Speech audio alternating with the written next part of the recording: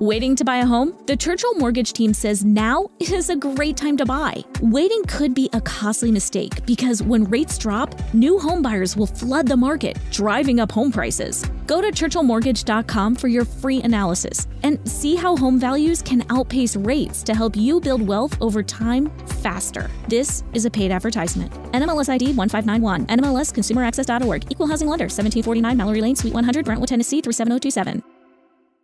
Hey J360 Legion. Jay here, and I'm sick as a dog, so my sexy voice is replaced by this technical monstrosity here. Well, I can't just let you all go on without an episode, so the show must go on as always. First, I'll start by not using this damn thing anymore. Because I finally have my voice back, and no matter how rough I sound, I'm not going to put you guys through that for a whole 30 to 40 minutes. Not that cruel. Anyway, welcome to the J-Man Show, here on J360 Radio.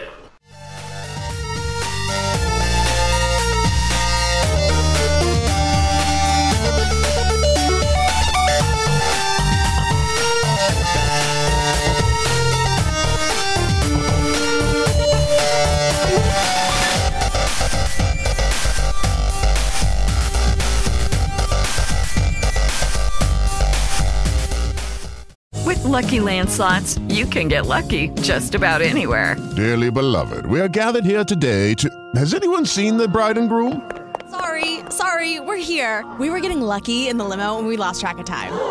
No, Lucky Land Casino, with cash prizes that add up quicker than a guest registry. In that case, I pronounce you lucky. Play for free at LuckyLandSlots.com. Daily bonuses are waiting. No purchase necessary. Void where prohibited by law. 18+. Terms and conditions apply. See website for details. Man, tell you the truth, folks, it's good to be back for another episode. How's it going? I'm Jay, of course. And, oh man, do we have quite a bit to cover today. Well, not too bad. I'm just glad to be back, because for a while there, I don't know what it was. Maybe it was the environment kicking my ass or something like that, or I don't know what the hell's going on with this whole sickness thing, but I feel better today, so while the getting's good, I'm going to go ahead and give you the best episode I can on such short notice. And I'm sorry for the delays, you know what I mean? Because not only did I had to work on this, I also had to, I really don't have time to be sick, you know what I'm saying? Especially what would keeping the shows and the series maintained around here. I didn't even do J360 live this week, which is odd. Because, you know, I'm at the crux of finishing the Sonic Adventure gameplay, and I'm just like, whew, am I even still in the same world anymore? But you know what? I ask that question every morning because of what's going on in Washington D.C. these days. Seems like a lot of, well, what can you call it? Seems like a lot of overhead going on nowadays, right? No, not overhead. What's the term? Downsizing going on in the swamp draining, as you've all been paying attention. Well, with the removal of Michael Flynn. I mean, is it like this? Did the man resign? Or was he asked to resign? Or did Trump fire him? You know what I'm saying? Because that whole thing, that seemed like his golden boy was him right there for a minute. After all, he was the National Security Advisor. And actually, isn't Steve Bannon a part of the National Security Council now? You know what?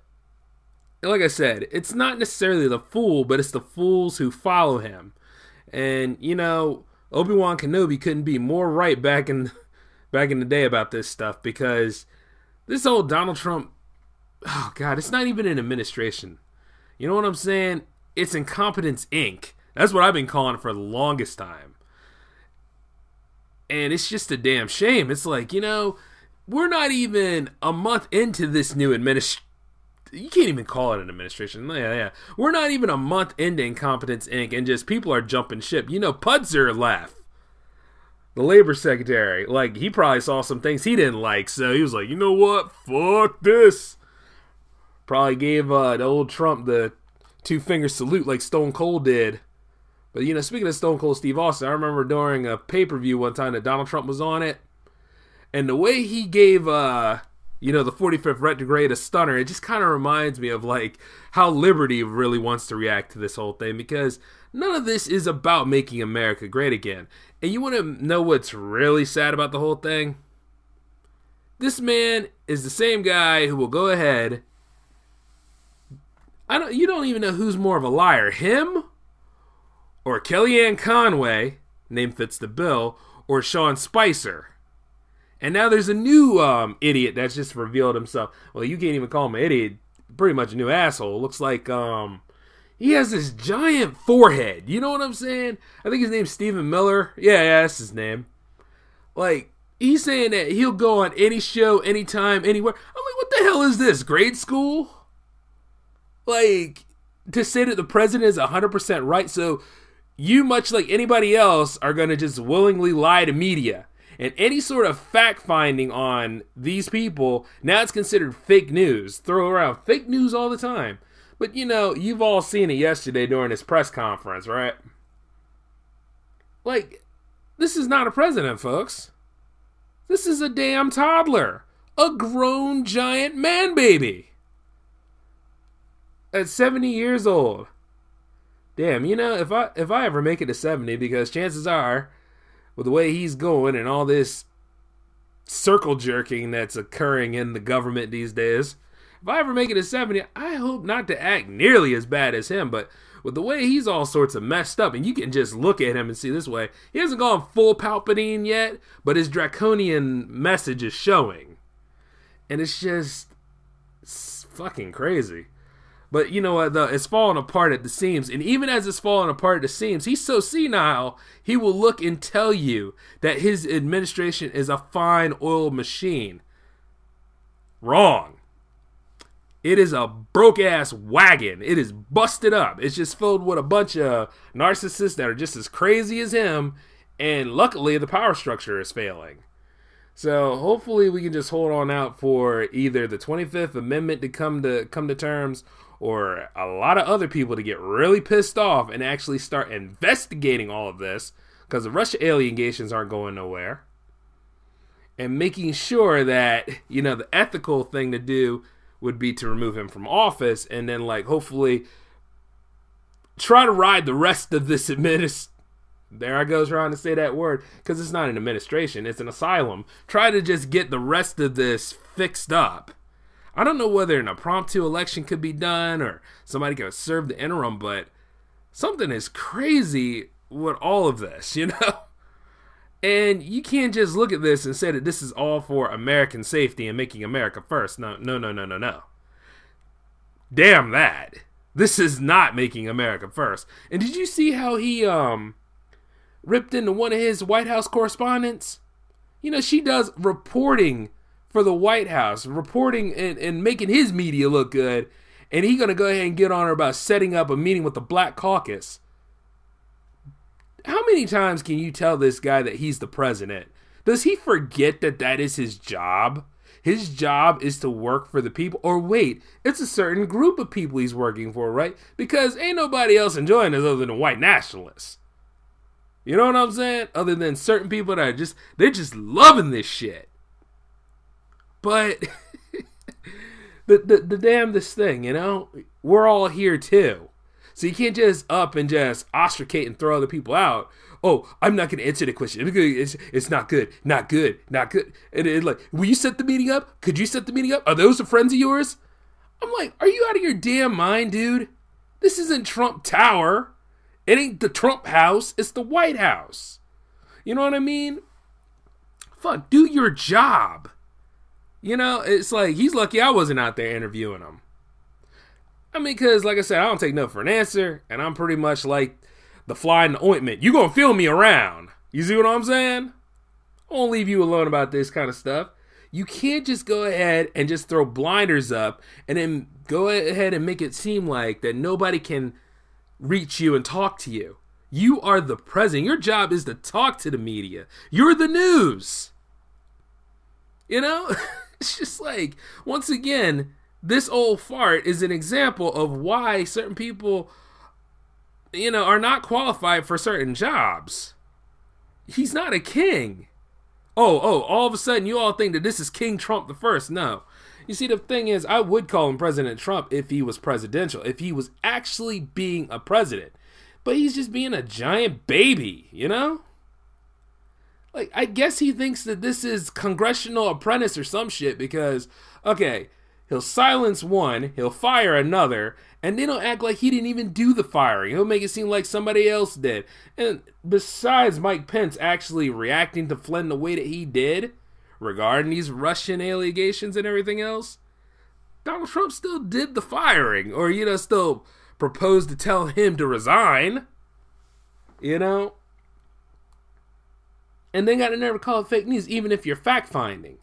But you see, the problem with Donald Trump is that Donald Trump, much like Kellyanne Conway, much like Sean Spicer, loves to spin this stuff around to make themselves look like victims. If you ever seen more victim blaming you have never seen victim blaming of this magnitude before. And honestly, I don't think anybody was prepared for a presidency to react to like this. Especially a lot of us in the podcasting group, but it's just a shame. Because nobody really has any time for this. And then what really makes matters even more ridiculous, you don't ever hope to start a war that you can't finish. I'm not going to say win or lose, because the win or lose cycle, in the end, doesn't really help anybody. And after the 2 excursions we've had or still having, and then you got another country that steps into the boundaries every so often, and you know what I'm talking about. I'm talking about the Kim family in North Korea. We got all that stuff going on there. We don't have time for this. We're so divided now, and the nation really doesn't have faith in its government, and honestly, it's starting to go to a deep decline. I don't even think there's a red zone anymore. Because the man doesn't have a good approval rating, especially from those that have really been paying attention. But you got all this stuff going on, and he would probably be the one to take the bait, wouldn't he? You never hope to start a war you can't finish. You need to have your people behind you, and also you need to have your allied nations with you. And this man's pissing off our allies. Matter of fact, I'm sure you've all seen the different visits he had from some of our allies, the Prime Minister of Japan, the Prime Minister of Canada, which, by the way, there's a trending photo of him attempting to do a handshake, and props to Justin Trudeau, man, just by holding his own. And then in the end, the man didn't even get Trudeau's name right, calling him Joe Trudeau. So it's like, oh, come on, not making us look good at all. And the whole thing about him bringing NATO back, how come he's pissing off the 2 countries that are involved in that? Mexico and Canada.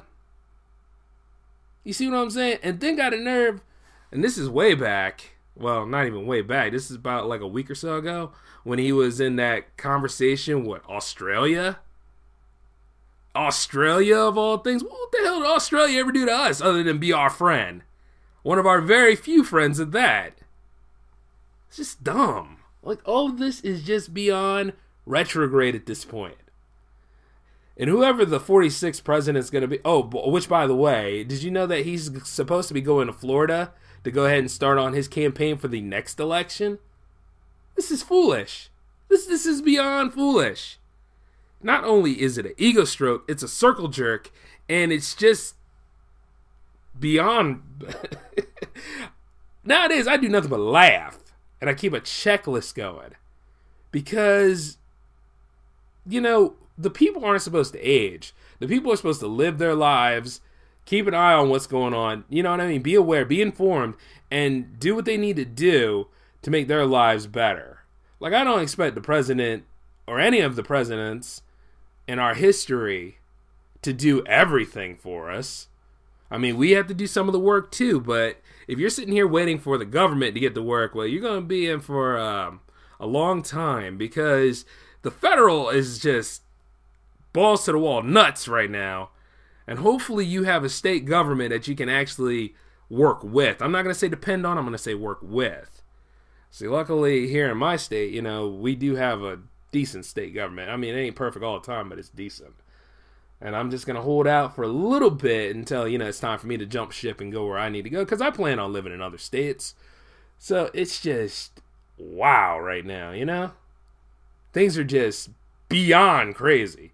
And then, the Republicans are now starting to consider to do a investigation within each other. But a select few of them that really believe in this whole thing and never was on the whole making things better, when Obama was in there, the hope and change, I should say. They were never agreeing to the hope and change that Obama was promising. Oh, they are like, oh, I don't see why we should. I mean, it's just a waste of time. Oh, the investigation's being handled. And yes, I'm using Chavez and Rand Paul for these examples. But the best way to handle the 45th presidency, and I'm using quotes on that, is in this clip right here. It's a lie! The evidence has been falsified! It's impossible! Judge Dredd with Sylvester Stallone might have sucked, but I'll tell you one thing, that part really represents all that's going on. And I would use the cool saying, but at the end of the damn day, Jeff Beauregard Sessions hasn't done anything yet, so I'm kind of withholding that. But this shit is just outrageous right now. And you know what? Once again, I just think you know what, though? I'm going to be honest with you. Too much has gone on that I couldn't use anything as a consistent Trump watch this week. So every time that there isn't consistency going on here, you can refer to it as pretty much Jay's soapbox. And that's my soapbox for this week, because honestly, it's only going to get more ridiculous from here. And I'm sure there's going to be a straight-up Trump watch next episode, because it's only just begun, and we're not even a full month in yet.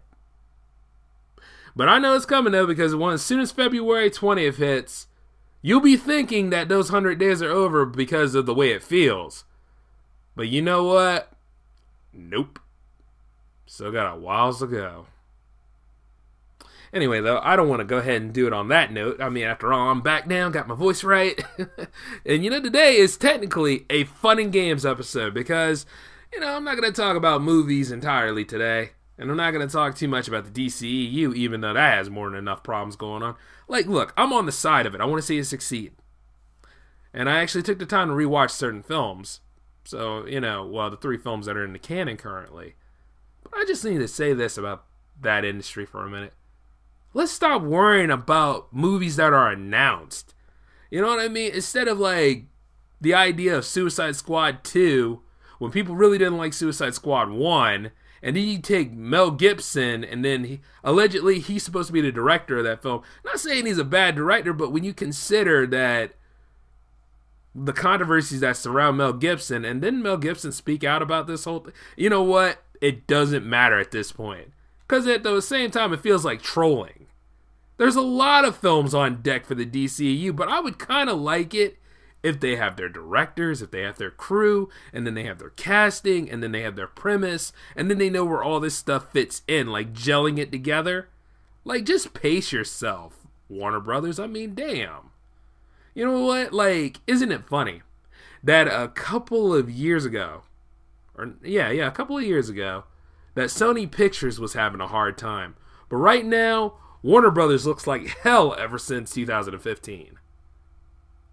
And based off of their comics property, at least with Sony Pictures, they didn't know what they were going to do with the Spider-Man franchise until that deal worked out with Marvel, and now they pretty much are giving Miles Morales a movie, and after their hacking and everything else, so they managed to rebuild, whereas Warner Brothers has just got issues out the wazoo, and just all this executive meddling, and just all this blah, blah, blah, blah, blah, blah. Just make a final product, and a good final product, so that, a lot of those superior Marvel fans can feel that you're something to be reckoned with, and all the DCEU fans that are out there, if they haven't, dismantled or, dwindled as of late, will go ahead and enjoy and have that fun. You know what I'm saying? But outside of all that, though, it's just don't just announce certain products and properties and then all of a sudden go, and it's gone.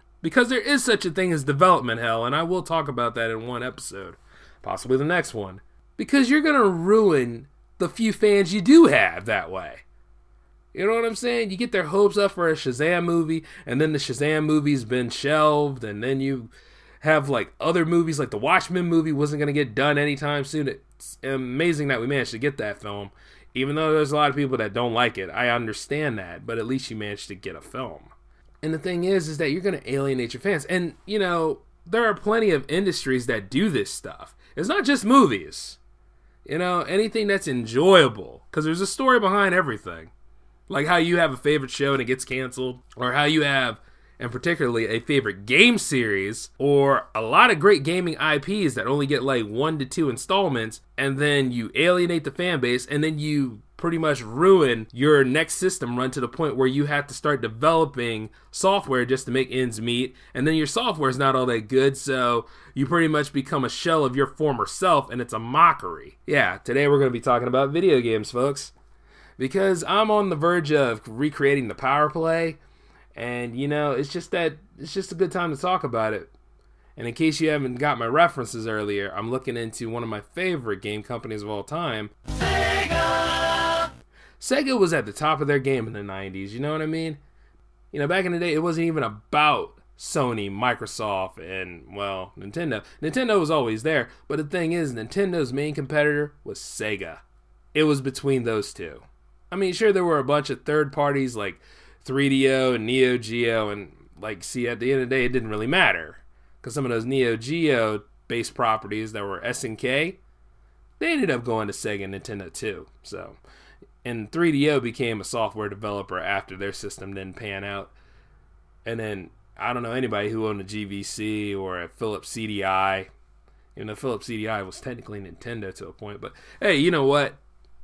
Not worried about it right now. But when it came to Sega, though, Sega was just that awesome system. That system that was just so anti-Nintendo, they let you know about it. Because what Genesis does, Nintendo don't, right? And then, of course, you know, like, the ad campaigns that followed with Sega, it was just incredible. Like, if you had a Genesis, they would let you know that you had your arcade experience coming home. And that's what it was all about. But the only problem with Sega is that, you know, they would have new technology that comes out, but they wouldn't support it for too long.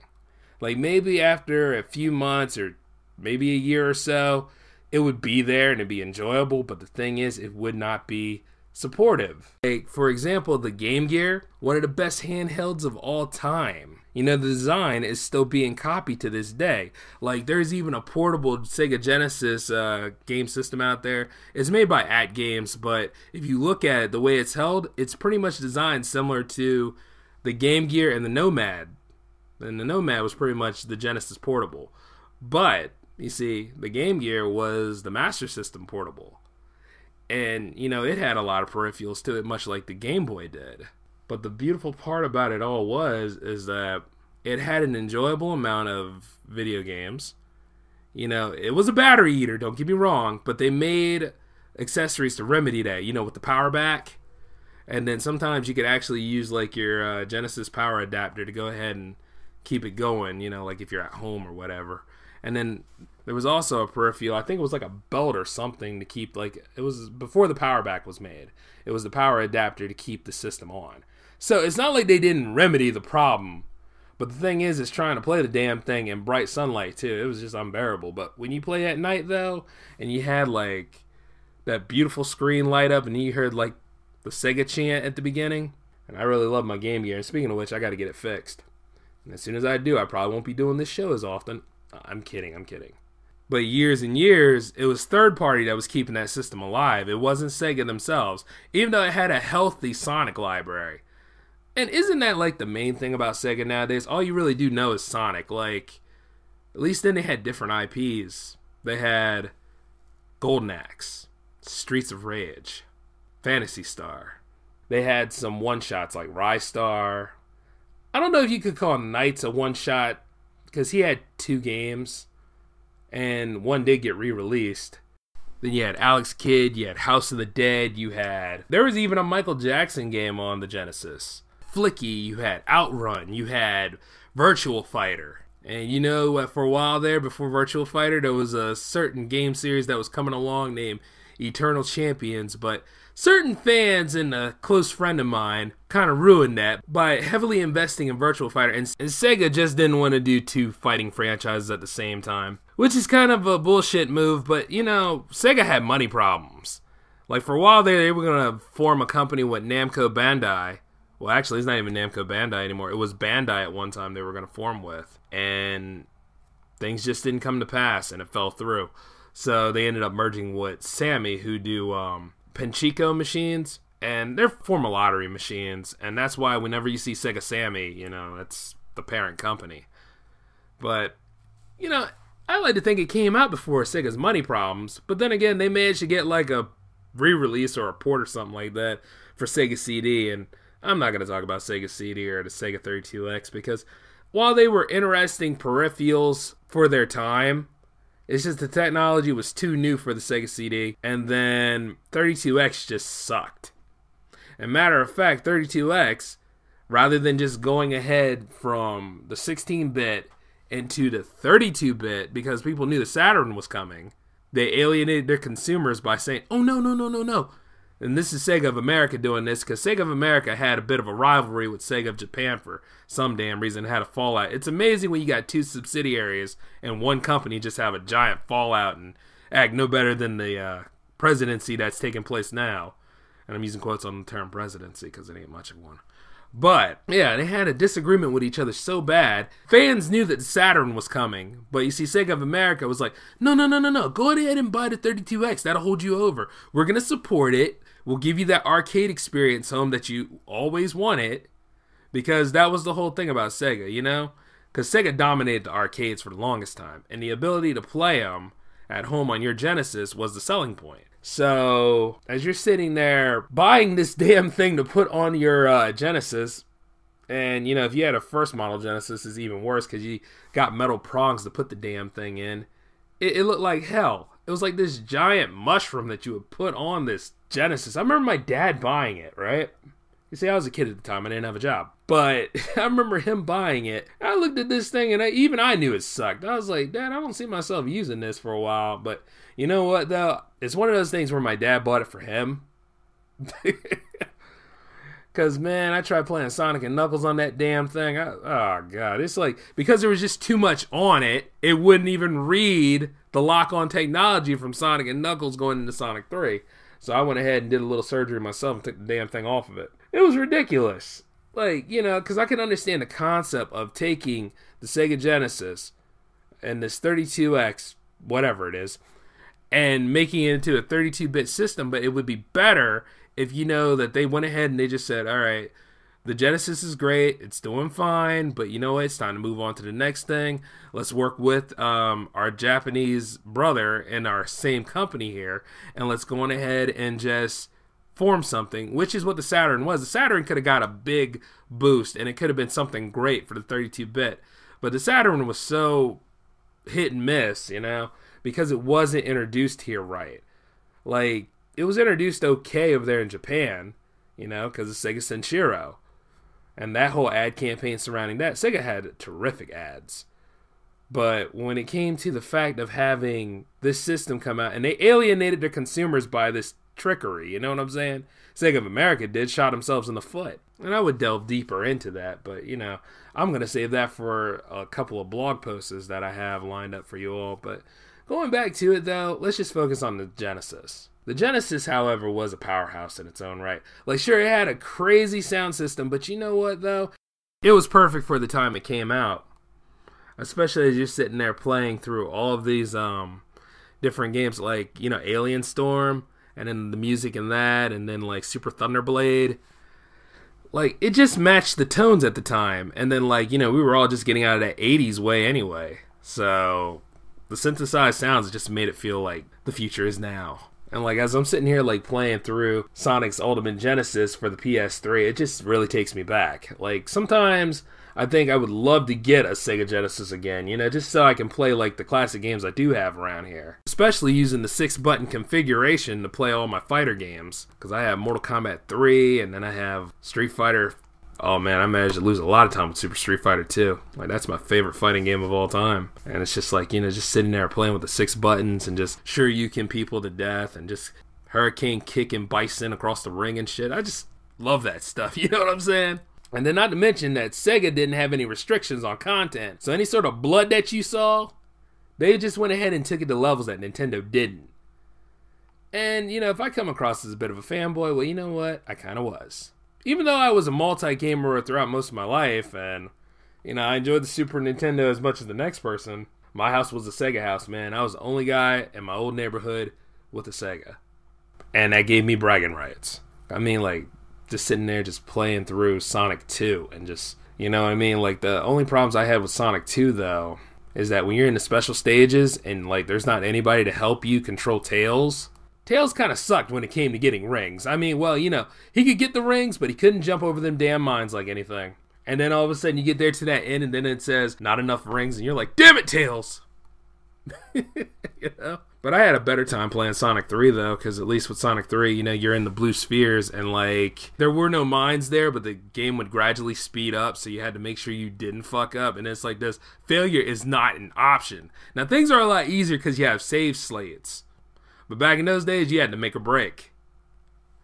And I used to love that. It was a pain in the ass at times, but I used to love it. Because going for those Chaos Emeralds, you know, you had to do what you got to do to get the good ending.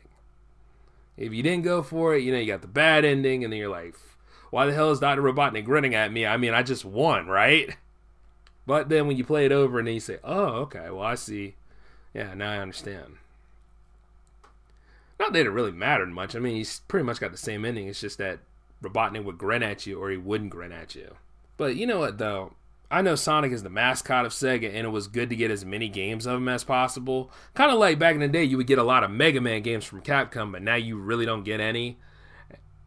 But I think that they really kind of focused too much on Sonic. Like, they had a lot of other IPs and a lot of fans that were looking to see those IPs get new games. And it's just like, we could have had that new Streets of Rage by now. And it would have been nice, especially with his online capabilities and stuff. Like, they could have made it in that old style, right? Because, face it, Streets of Rage 3 kind of left a sour taste in everybody's mouth, but they could have went ahead and they could have made a better Streets of Rage. They could have made a better Streets of Rage for everybody. And that, you know, instead of it just being 2-player, they could have made it like 4-player, where people drop in and drop out.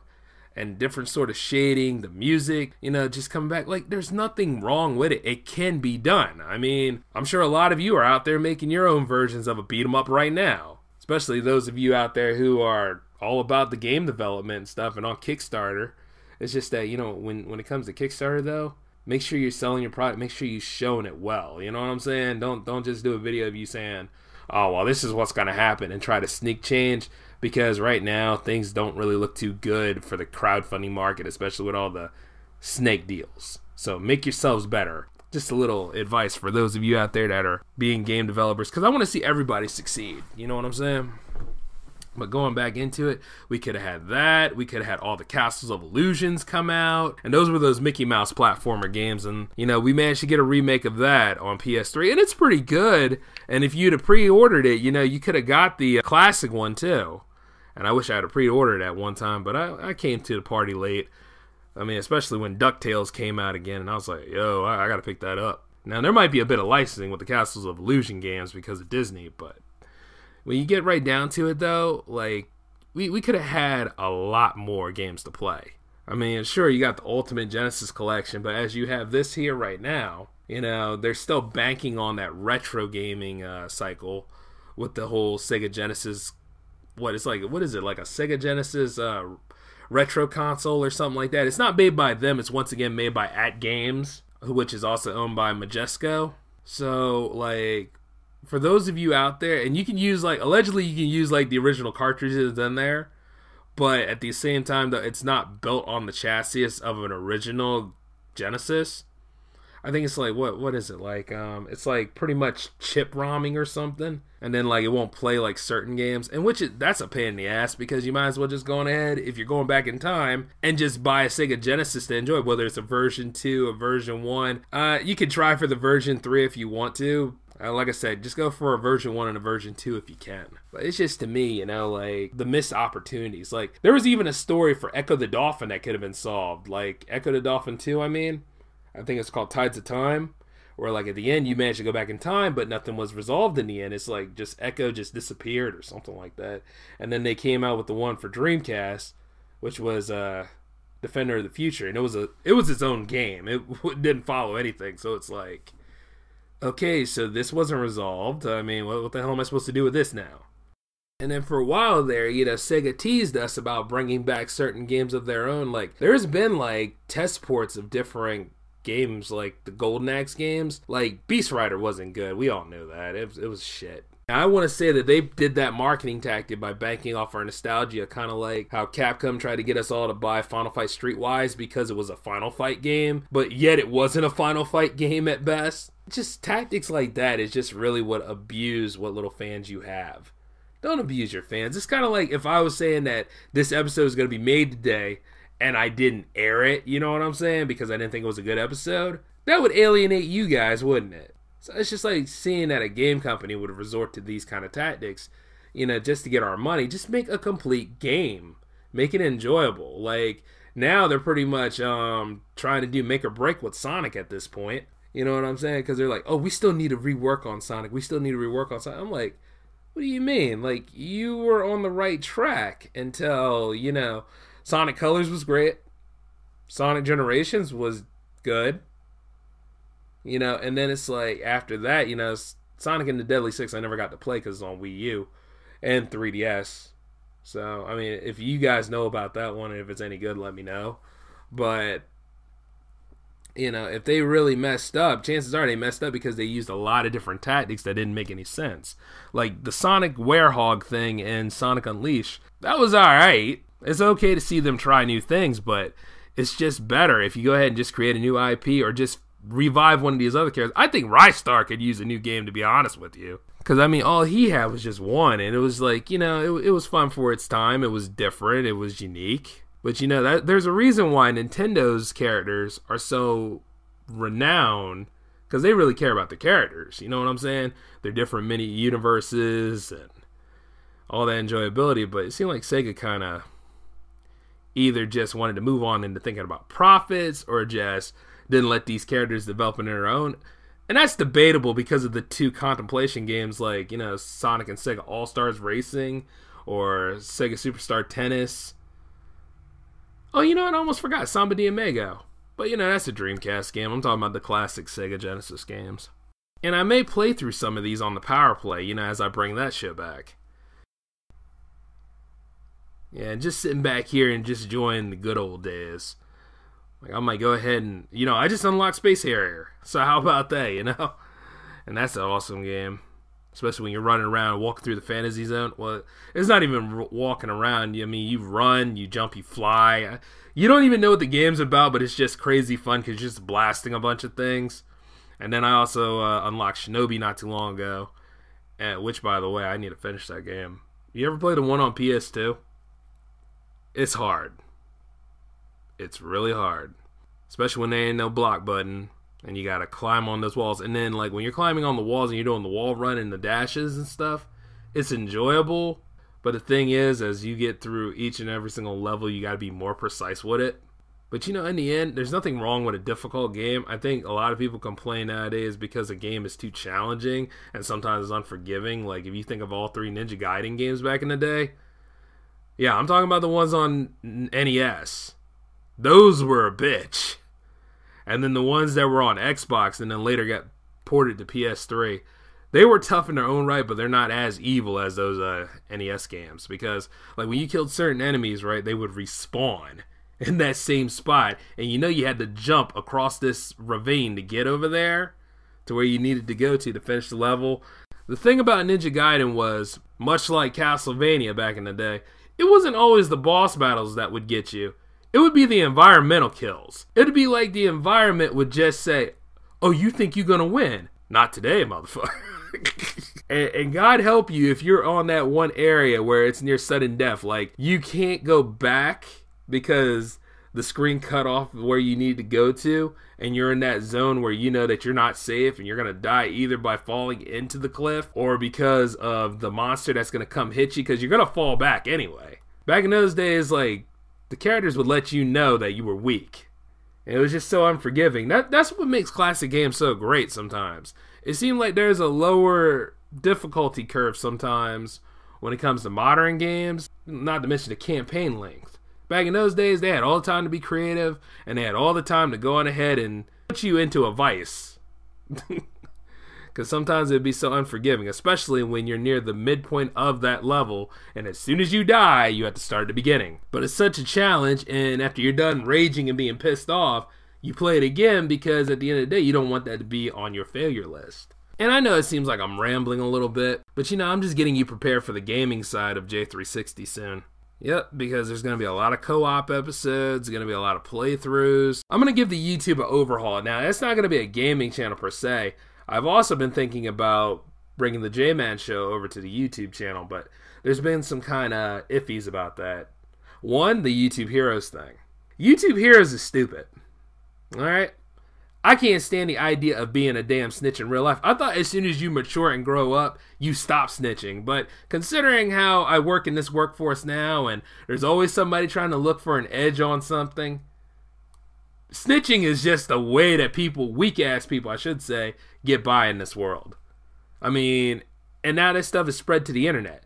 Oh, I'm gonna go tell on you. Ooh, you talking about politics, you talking about war, you talking about all this stuff that's realistic that my brain can't handle it because I'm fragile and I'm emotionally stunted.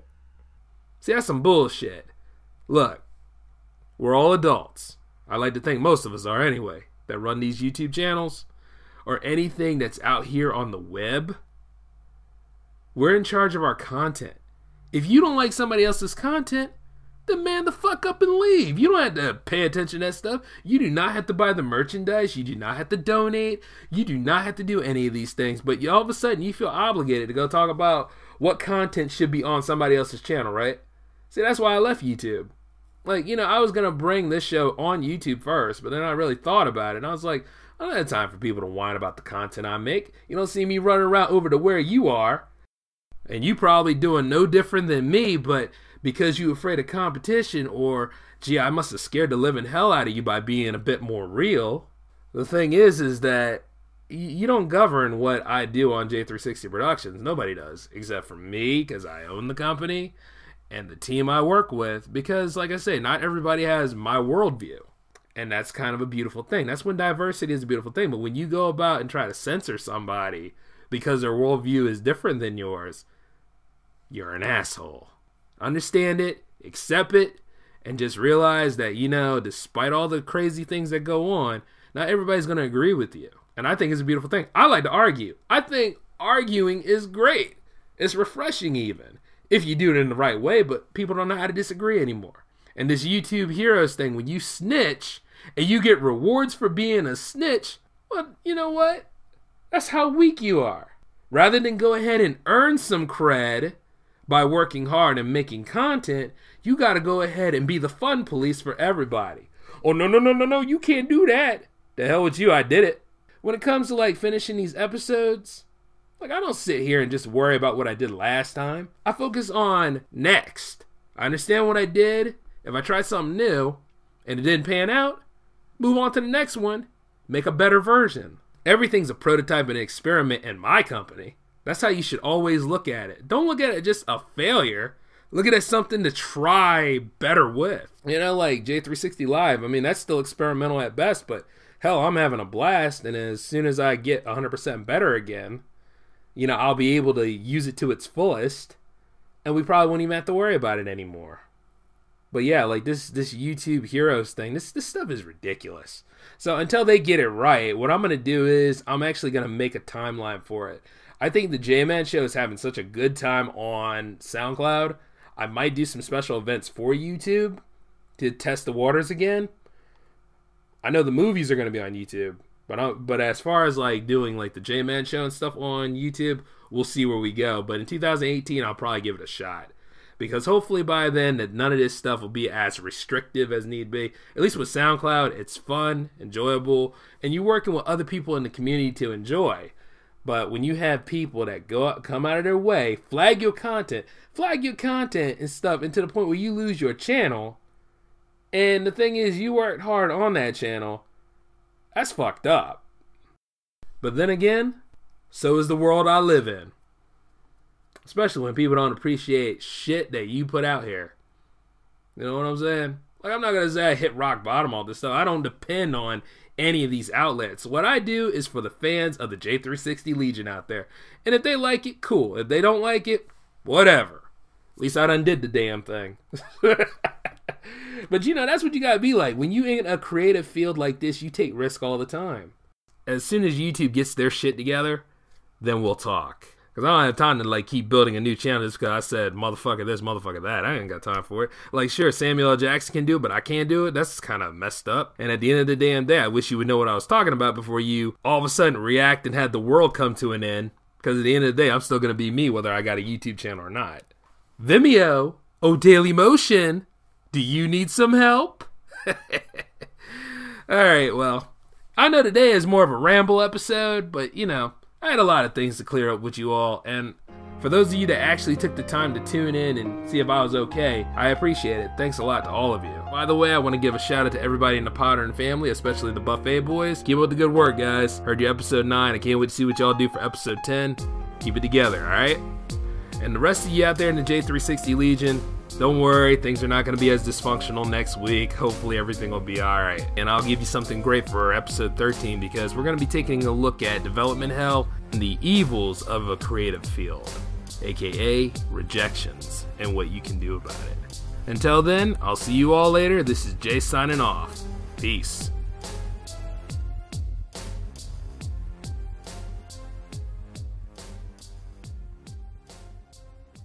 With Lucky Land Slots, you can get lucky just about anywhere. Dearly beloved, we are gathered here today to... Has anyone seen the bride and groom? Sorry, we're here. We were getting lucky in the limo and we lost track of time. No, Lucky Land Casino, with cash prizes that add up quicker than a guest registry. In that case, I pronounce you lucky.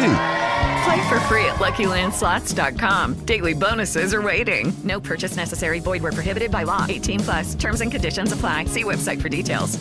Judy was boring. Hello. Then Judy discovered ChumbaCasino.com. It's my little escape. Now Judy's the life of the party. Oh, baby, mama's bringing home the bacon. Whoa, take it easy, Judy. The Chumba life is for everybody. So go to ChumbaCasino.com and play over 100 casino-style games. Join today and play for free for your chance to redeem some serious prizes. ChumbaCasino.com. No purchase necessary. Void where prohibited by law. 18+. Terms and conditions apply. See website for details. With Lucky Land Slots, you can get lucky just about anywhere. Dearly beloved, we are gathered here today to... Has anyone seen the bride and groom? Sorry, we're here. We were getting lucky in the limo and we lost track of time. No, Lucky Land Casino, with cash prizes that add up quicker than a guest registry. In that case, I pronounce you lucky.